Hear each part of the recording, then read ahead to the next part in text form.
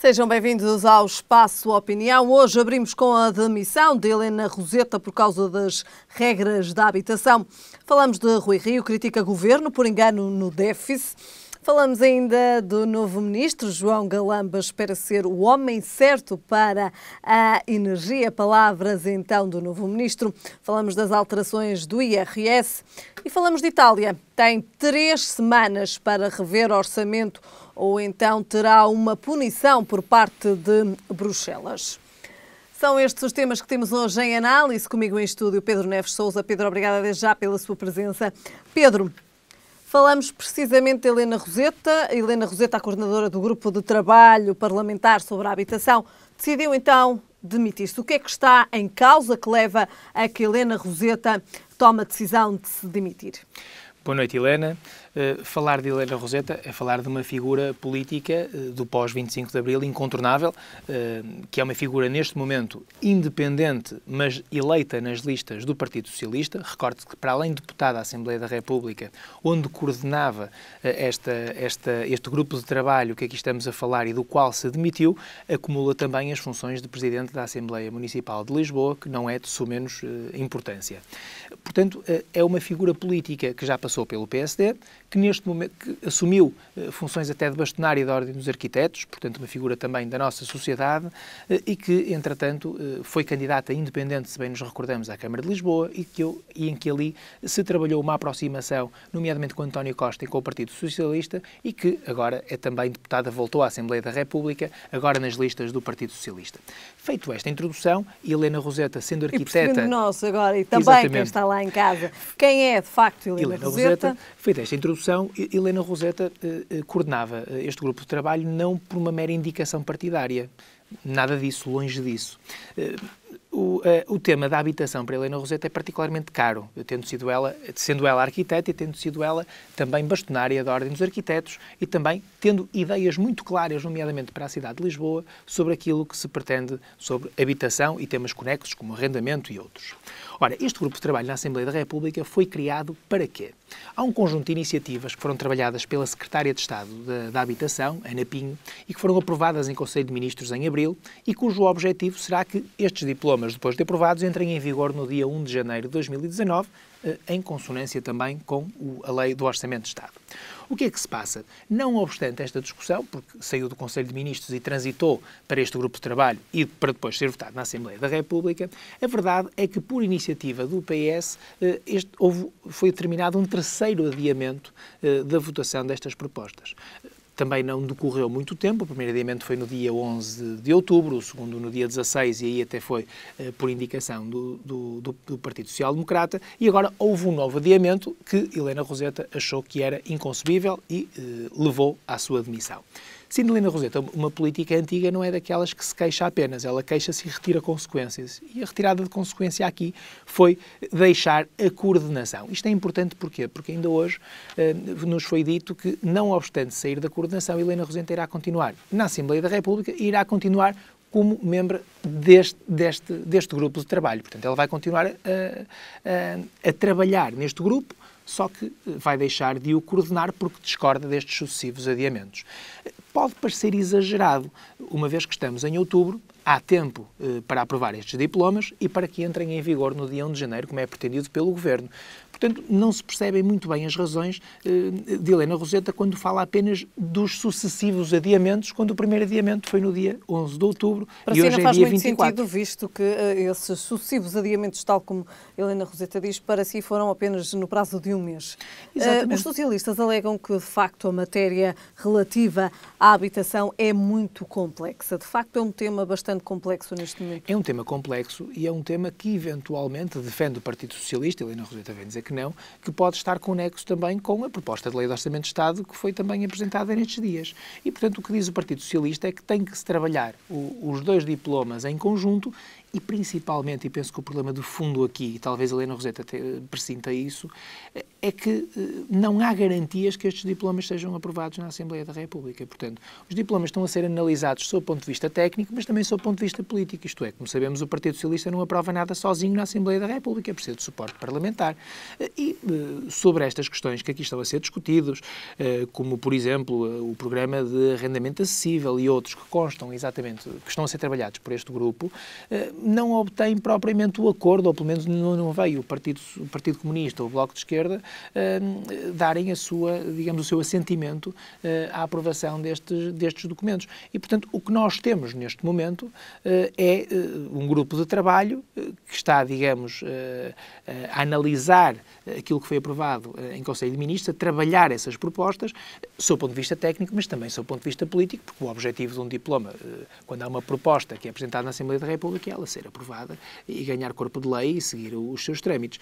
Helena Roseta, para a informação de que dispomos, nomeadamente do Governo, e ao nível do timing, quer-me parecer, pelo menos a ideia com que fico, é que Helena Roseta ou não acredita muito no que está a ser trabalhado, ou não acredita muito que, acredita que possa ser aprovado, ou então há outra razão que nós desconhecemos. Porque também é um pouco estranho bater com a porta e ficar na equipa, não é? Eu saio da coordenação, mas fico no grupo de trabalho e quero participar. E, portanto, Helena Roseta, eu penso, pode também haver aqui uma outra razão. Seria ela ter assumido com alguém um determinado compromisso e estes adiamentos passarem, digamos, por cima de si, ultrapassarem-na e ela não admitir esse tipo de comportamentos. Mas é como eu digo, Helena Roseta não é uma política como os políticos que agora vemos. É uma política antiga e, portanto, se discorda, retira a consequência e admite-se. E não tem problemas nenhuns em fazer barulho, porque ela não está lá claramente por uma indicação partidária. Aliás, algo de que ela fala que é muito interessante é que ela diz que se demite por um dever de consciência e que o dever de consciência se deve sobrepor à disciplina partidária. Pedro, já tem um substituto, Helena Roseta? Já tem um substituto, que é um deputado por Braga, que vai assumir estas funções, que não tem claramente a dimensão política de Helena Roseta. O conhecimento técnico desconheço, mas a dimensão política de Helena Roseta não tem. Hugo Pires, que é o deputado socialista indicado, que é de Braga, conhecido político de Braga, não tem uma dimensão política nacional que Helena Roseta tem, não é? Portanto, não sei até que ponto, com certeza acatará melhor a tal disciplina partidária que Helena Roseta diz que não se deve sobrepor a um dever de consciência. Helena Roseta sai por algum motivo grave que nós ainda não conhecemos. Num tema complexo como a habitação. Num tema complexo como a habitação, de que ela percebe bastante e, portanto, ela sai e demite-se e bate com a porta e faz barulho e faz questão de anunciar que sai, porque ela entende que a política se faz desta maneira. Discordo, demite-me, retiro uma consequência. É algo que hoje não se vê muito na política portuguesa. Mas Helena Roseta, ao fim e ao cabo, sendo mais velha, se calhar dá uma lição aos mais novos. Muito bem. Depois, então, de falarmos aqui da demissão de Helena Roseta por causa das regras da habitação, vamos falar de Rui Rio, que critica, assim é que é, o Governo pelo engano no déficit. É verdade. O Rui Rio... Pedro, antes de prosseguirmos, que engano é este? Que implicações tem este engano? Ora bem, e do que é que estamos a falar em concreto para quem está lá em casa também perceber? Há aqui um lapso, digamos, chamemos-lhe assim, do próprio Governo. Porquê? Porque há números do relatório do Orçamento que não batem certo com os quadros da proposta de Orçamento de Estado que foram enviados à Assembleia da República. Portanto, basicamente, para que toda a gente perceba, há dois documentos que deveriam em que os números deveriam bater certo, porque estamos a falar da mesma proposta de Lei de Orçamento de Estado, e a verdade é que não batem. E ao não baterem certo, o Rui Rio aproveita este facto para falar de falta de rigor, falta de credibilidade do próprio documento, até porque o PSD já anunciou finalmente aquilo que se adivinhava, é que o PSD vai votar contra esta proposta de Orçamento de Estado. Mas havia ainda alguns pontos de interrogação, e agora também que fala no Orçamento de Estado e naquilo que são, então, as pretensões do PSD relativamente a este documento, havia alguns pontos de interrogação se, de facto, o PSD iria votar ou não contra o Orçamento de Estado. É verdade. Houve até, digamos, uma afirmação do atual líder parlamentar, Fernando Negrão, há uns meses atrás, que em reunião do grupo parlamentar, no final, saiu de lá a notícia de que o grupo teria decidido votar contra e que depois o líder do PSD, o Rui Rio, veio falar falar por cima e veio dizer que não votava contra enquanto não conhecesse o documento. Adivinhava-se que o grupo parlamentar do PSD iria votar contra, o CDS já tinha anunciado esse mesmo voto contra. Aliás, o único partido que neste momento ainda não se pronunciou foi o Partido Comunista Português, que ainda deixa tudo em suspenso. O próprio Bloco de Esquerda já disse que iria viabilizar o Orçamento de Estado. E o que nós temos neste momento é que Rui Rio anuncia que o PSD vai votar contra e, entretanto, quando são entregues os documentos na Assembleia da República, verificando a discrepância entre os quadros e os relatórios, Rui Rio vem dizer, para quem fala tanto de rigor, para quem fala tanto de credibilidade, nem os números apresentam, e é inadmissível que apresentem aos deputados da Assembleia da República 2 documentos que deveriam estar, digamos, conformes e consentâneos em termos de números e não estão.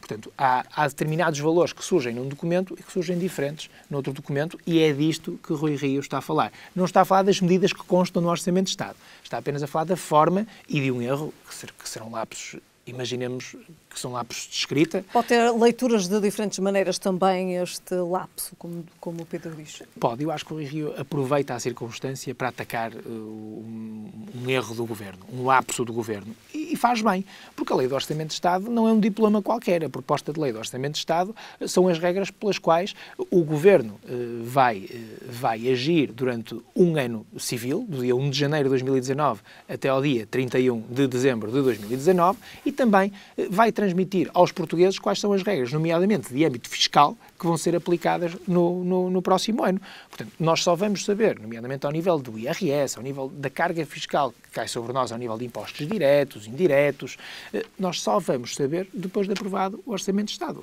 A Lei do Orçamento de Estado é provavelmente o diploma mais importante que passa pela Assembleia da República. E sendo o diploma mais importante, sabendo também o que se passa e o que se tem passado com o Orçamento de Estado, o Rui Rio vem criticar quando o próprio Governo apresenta 2 documentos que não batem certo um com o outro. E, portanto, a crítica que é feita é politicamente assertiva. Se revela uma profundidade muito grande relativamente ao diploma que está em causa? Não. Mas é uma crítica política que faz sentido. O que é que significam estes 2 documentos com valores diferentes do déficit? Isto significa que, por um lado, nós quando vemos todos os anos, e ultimamente em nome das novas tecnologias, vemos que o Ministro das Finanças entrega uma proposta de Lei de Orçamento de Estado, as propostas que quer ver vertidas na Lei de Orçamento de Estado, ao Sr. Presidente da Assembleia da República, e antigamente entregava um calhamaço, chamamos-lhe assim, hoje em dia entrega numa pen. Aliás, por regra entrega sempre no último dia, às 10 da noite ou às 11 da noite, e entrega essas mesmas propostas. Depois, ao nível do trabalho, os próprios deputados, porque isto é discutido na generalidade, depois é discutido na especialidade, desce às próprias comissões, e, portanto, depois das aprovações na especialidade é que vai à votação final, e, portanto, há um conjunto, não é apenas uma votação, isto é, não se marca um dia para que toda a gente perceba e se vamos votar o Orçamento de Estado e se vota tudo. Não. Há determinados assuntos que vão descer à especialidade, que vão ser debatidos e que já estão a ser debatidos pelas comissões, por grupos de deputados e, portanto, há determinados quadros e há determinados documentos que são enviados para a Assembleia. E são esses documentos que não batem certo, que têm valores diferentes.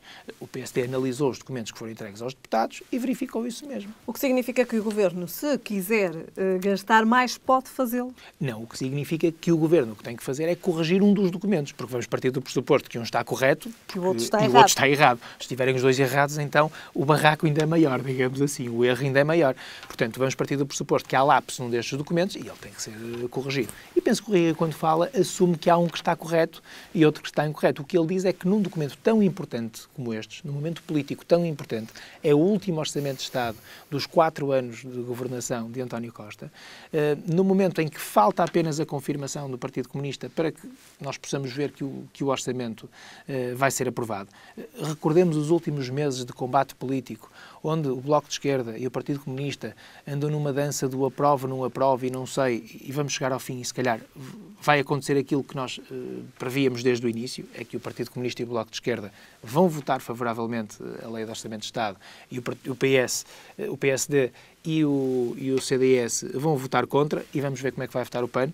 Ainda não sabemos muito bem como é que o único deputado do PAN vai votar, mas a verdade é que quando olhamos para o Orçamento de Estado falamos de um documento importantíssimo e, portanto, o Rui Rio não atacou ontem o conteúdo, digamos assim, do Orçamento de Estado, porque já o tinha feito quando justificou o voto contra, dizendo que é... E não foi nada simpático, pode dizer-se. E não foi nada simpático e atacou em termos, digamos, disse que era um orçamento eleitoralista, portanto, aquele orçamento que se apresenta sempre um ano antes das eleições, para ser simpático com os portugueses. Nós mais à frente já vamos falar das alterações de IRS e vamos perceber que há coisas que não são bem como às vezes se pintam, mas a verdade é esta, a verdade é que o Rui Rio aproveita, digamos, um lapso, um erro, para sublinhar esse lapso e sublinhar esse erro e dar aqui um remoque ao Governo. E também, se alguém tinha dúvidas da aproximação entre o PSD e o PS, pode dizer-se que também este voto contra o Orçamento de Estado para 2019 deixa claro qual é a posição também do PSD relativamente ao Governo. Sim, o Rui Rio foi muito claro quando foi eleito líder do PSD naquilo que queria fazer. E foi muito claro, e o que não se leu, o que não se ouviu, leu-se nas entrelinhas. O Rui Rio faz uma aproximação ao PS no sentido de ganhar credibilidade e de não ser, logo no início, pelo menos, apelidado de uma oposição de bota abaixo apenas, como se costuma dizer, criticar tudo e todos. Entretanto, encetou negociações que não tiveram grande resultado. Lembro-me, por exemplo, da própria descentralização. O PSD estava ao lado do Partido Socialista e, neste momento, já deixou cair algumas dessas situações. E, neste momento, o Rui Rio vê que as eleições são daqui a um ano, que tem que fazer o seu caminho e, ao anunciar o voto contra de uma forma dura, ao chamar agora a atenção para um lapso do Governo, que, se calhar, noutras circunstâncias, nem seria chamada a atenção, ou, pelo menos, não teria o destaque que teve, o Rui Rio está a tentar fazer o seu caminho, a pôr o dedo no ar e a dizer aos portugueses eu estou aqui. Falta, a meu ver, ainda a apresentação de uma proposta alternativa. Muito bem. Pedro, falamos agora do novo ministro João Galamba. Diz então esperar ser o homem certo para a energia. Pegando então nas palavras de João Galamba, aproveito para lhe perguntar, será de facto João Galamba o homem certo?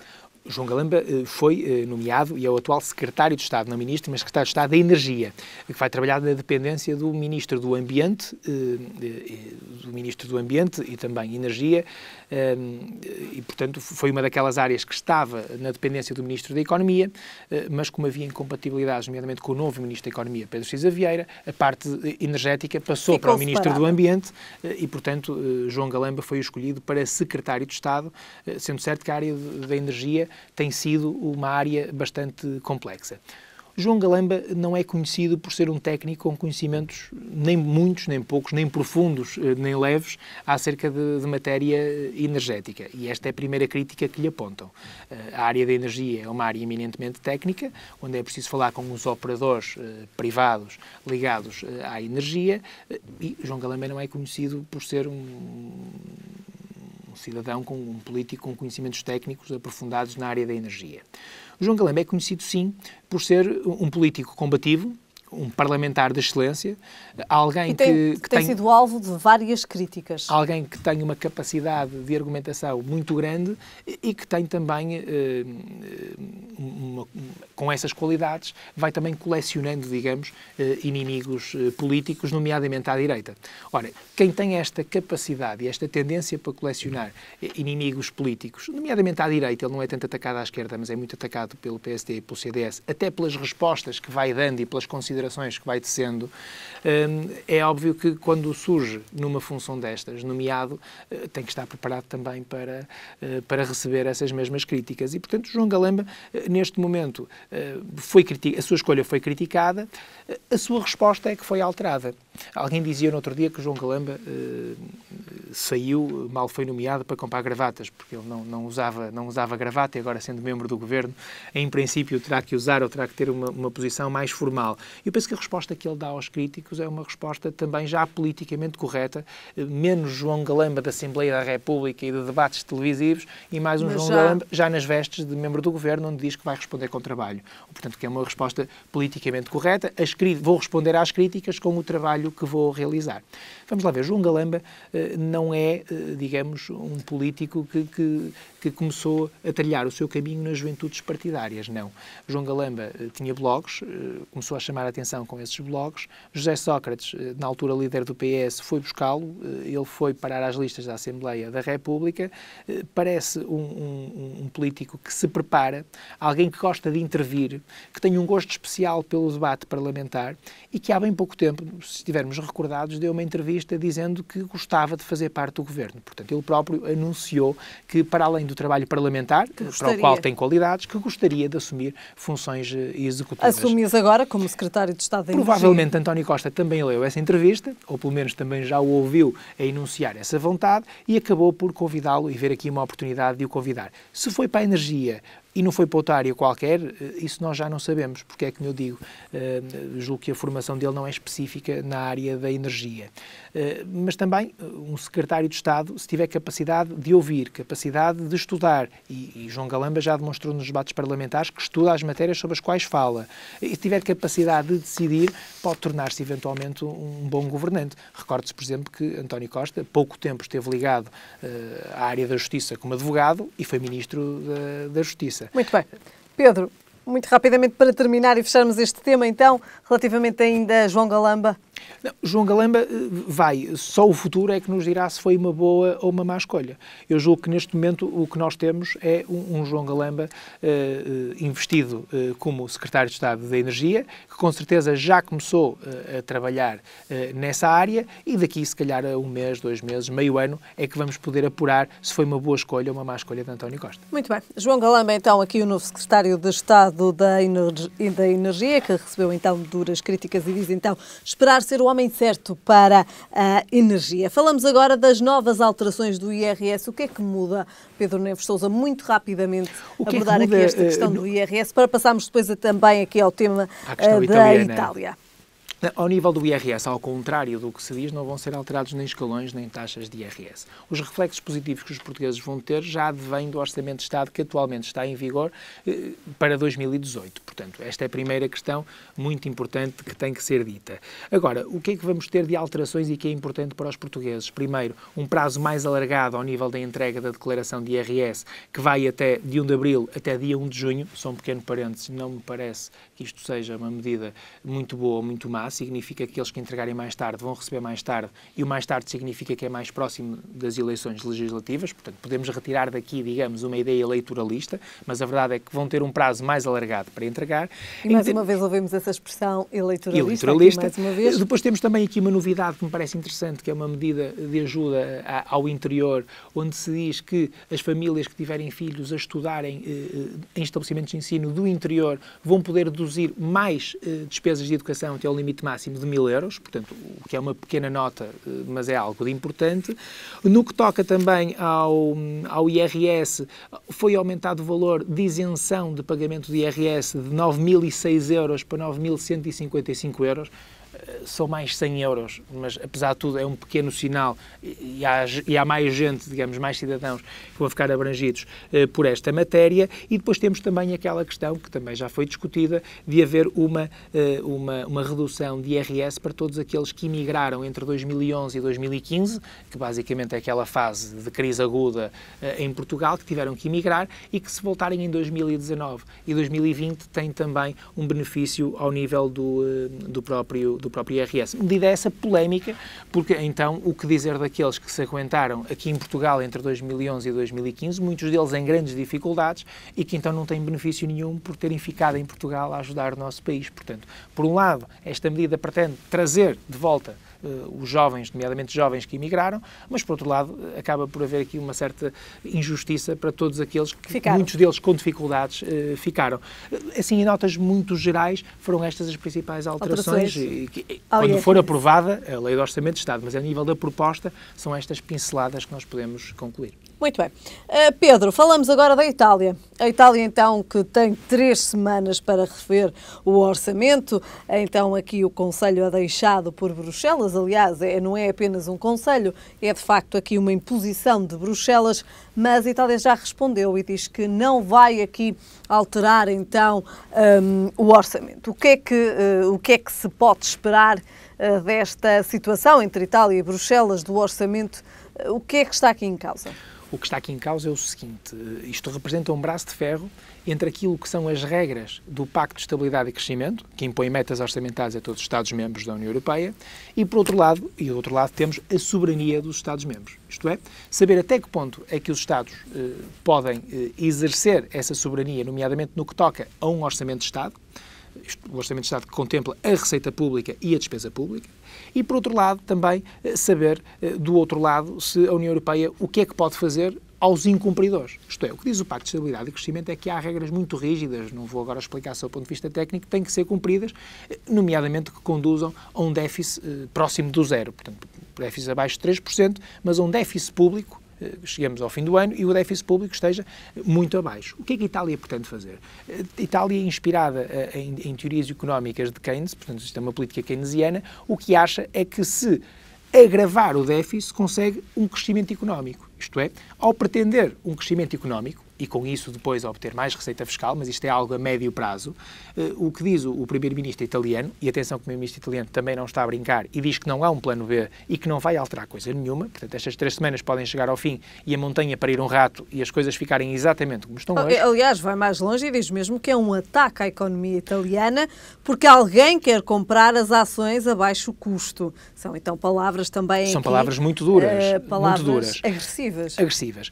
E acusações. Há um braço de ferro, neste momento, entre a Itália e a própria União Europeia. A União Europeia fez aquilo que tinha que fazer, nomeadamente através do seu comissário europeu responsável, isto é, olhando para um orçamento de Estado, e reparemos que é a primeira vez que um orçamento de Estado de um Estado-membro é chumbado, chamemos-lhe assim, é a primeira vez que isso acontece, e é chumbado porque não cumpre objetivamente, eu diria até propositadamente, as metas orçamentais no que toca ao respeito, por exemplo, pelo déficit público.